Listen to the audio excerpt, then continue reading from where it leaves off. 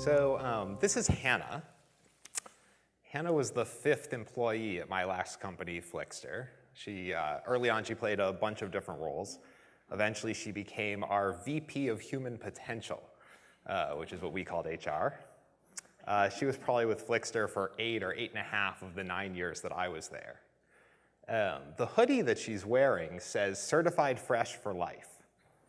It was given to her on her 5-year anniversary with the company by her colleagues, not by me, not by anyone else in management. This photo was taken last fall, the day after Warner Brothers, the company that acquired us, laid Hannah off. This hoodie is what she chose to wear when she came back to clean out her desk and collect her things. When I started out as an entrepreneur, I thought the purpose in starting a company was to build a product or bring some new service into the world. But in 17 years as an entrepreneur and angel investor, the biggest surprise to me has been building a team of people that really care about each other, that care about what they're working on, and that bring out the best in each other has been the most meaningful part of the entire experience. So last fall, I started a nonprofit. Let's see if that works. Oh, sweet. Called Inner Space. And we work with other startup founders to try to help them build happy, effective, and purposeful organizations. Basically, what we do is take modern best practices and how to build effective and resilient teams from places like Stanford or Harvard Business School and make them available in short format workshops for startup founders for free. Our programs are all in person. They're on topics like giving and receiving feedback, communicating effectively, and building an intentional culture. We also have a weekly mindfulness training group, of course, and monthly founder coach speed dating events. But instead of telling you more about it, I thought it might be fun to actually try one of the exercises from our workshops right here and see how that goes. And we could talk about it a little bit. Maybe a bit of an adventure. I haven't done this in a room quite like this before. Hopefully you'll bear with me. If we're going to do this, I need you guys to agree to 2 things. First, for the next 20 minutes, we need to treat this as a safe learning container. So we need to agree to respect confidentiality. Anything that somebody shares with you in the next 20 minutes stays here. And secondly, we need to agree to challenge ourselves a little bit. This is going to be experiential learning, so you will get out of it as much or as little as you put into it. And so will your partner. So if you can agree to both of those things, raise your hand. I can't really see, but that looks like most of you. What about you? Yeah, all right, we'll say that's everybody. Good, excellent. So let me give you the instructions first before people start. So find a partner in the room, somebody you don't know, but hopefully someone near you, and move. So you're going to be with this person for about 10 minutes. So move so that you can have a conversation without disturbing other people. All right. Raise your hand if you still don't have a partner. Anyone still not have a partner? Excellent. Awesome. All right, so the first part of this is super easy. Pick a person A and a person B. And I'm going to give person A 2 minutes to introduce yourself to person B, and then we will switch. So person A, 2 minutes, introduce yourself to person B. Go. All right. All right. Person A, you're done. Person A, thank you. Hello. All right. So now, person B, 2 minutes, introduce yourself to person A. Go. Person B, you're done. All right.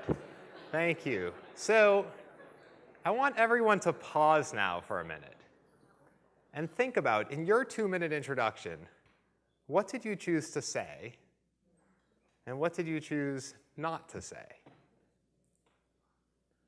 Out of your entire life, your past, your future, your personal life, your hobbies, your interests, what did you decide would be interesting to this person or relevant to this context? Why? What decisions did you make? So what we're going to do now is give each of you another 2 minutes to introduce yourself again to the same person a different way. And now is when I would like to remind you that just a minute ago we agreed to challenge ourselves a little bit. So I'd encourage you, think of my hand as just gently on your back, encouraging you to share something that you might not normally share in a 2-minute introduction to somebody that you've never met before. So person A, 2 minutes to reintroduce yourself to person B a different way. Go. Person A, you're done. Thank you. Hello, raise your hand if you can, yeah. Awesome. All right, thank you, person A. Person B, 2 minutes, reintroduce yourself to person A a different way. Go. Person B, you're done. Raise your hand if you can hear me. Awesome. All right.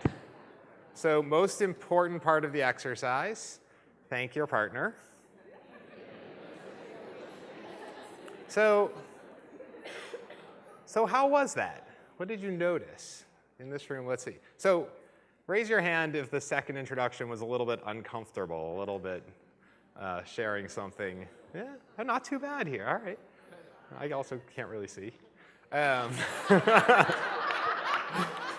The 2 people I can see wasn't too high in the air. Raise your hand if, as a listener, the second introduction was more interesting, more memorable than the first introduction. Yeah. So when we do this with startup founders, we kind of hope that they'll notice 3 things. The first is just that we're doing this all the time. Thousands of times per day, usually subconsciously, we're deciding what of ourselves to share. What will impress this person? What will they think of me? What's appropriate in this context? Too often in a business situation, we default to the least common denominator. What feels safe for me to share in this environment?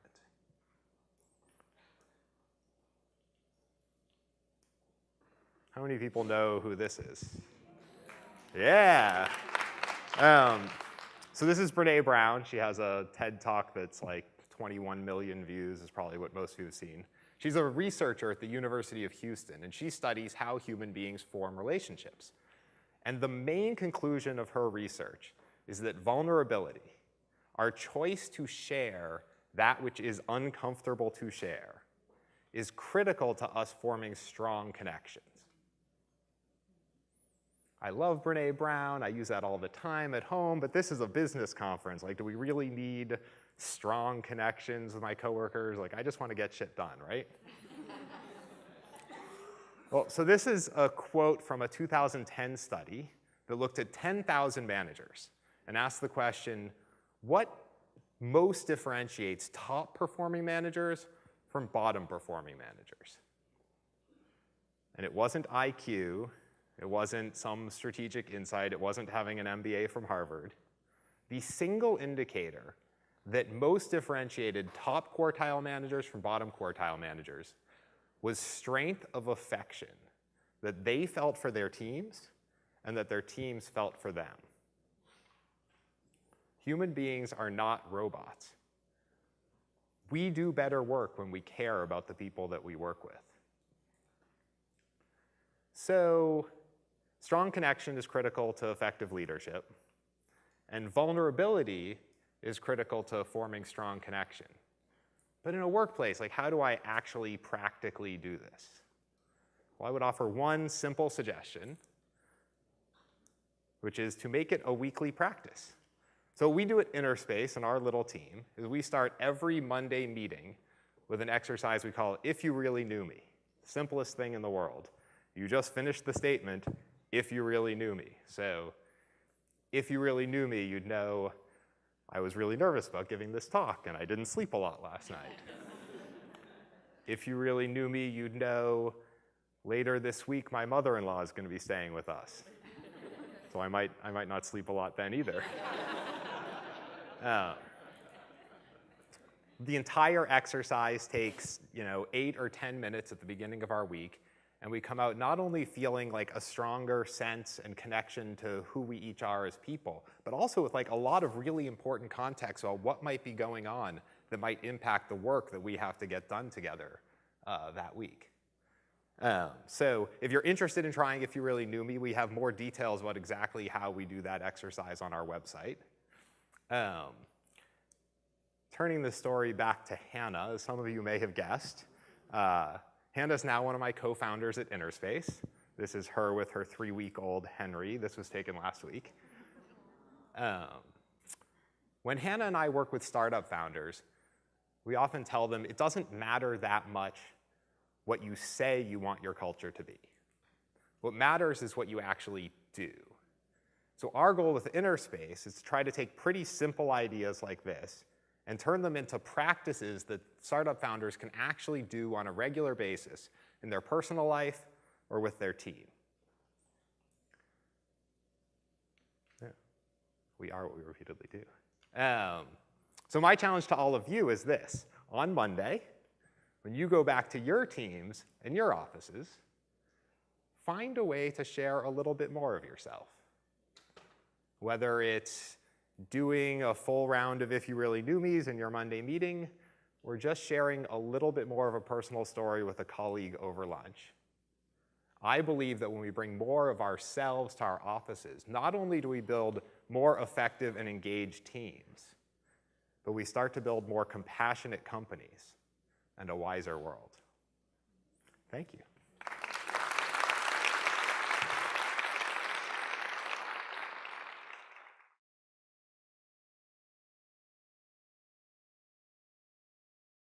The company that acquired us laid Hannah off.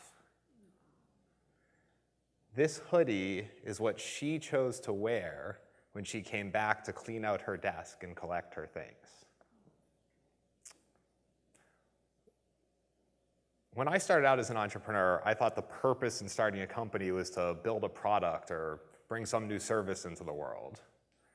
But in 17 years as an entrepreneur and angel investor, the biggest surprise to me is I've been building a team of people that really care about each other, that care about what they're working on, and that bring out the best in each other has been the most meaningful part of the entire experience. So last fall, I started a nonprofit, probably with Flixster for 8 or 8.5 of the 9 years that I was there. The hoodie that she's wearing says Certified Fresh for Life. It was given to her on her 5-year anniversary with the company by her colleagues, not by me, not by anyone else in management. This photo was taken last fall, the day after Warner Brothers.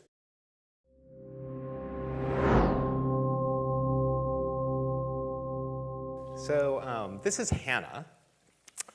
Hannah was the 5th employee at my last company, Flixster. Early on, she played a bunch of different roles. Eventually, she became our VP of Human Potential, which is what we called HR. She was, let's see if that works. Oh, sweet. Called Innerspace. And we work with other startup founders to try to help them build happy, effective, and purposeful organizations. Basically, what we do is take modern best practices and how to build effective and resilient teams from places like Stanford or Harvard Business School and make them available in short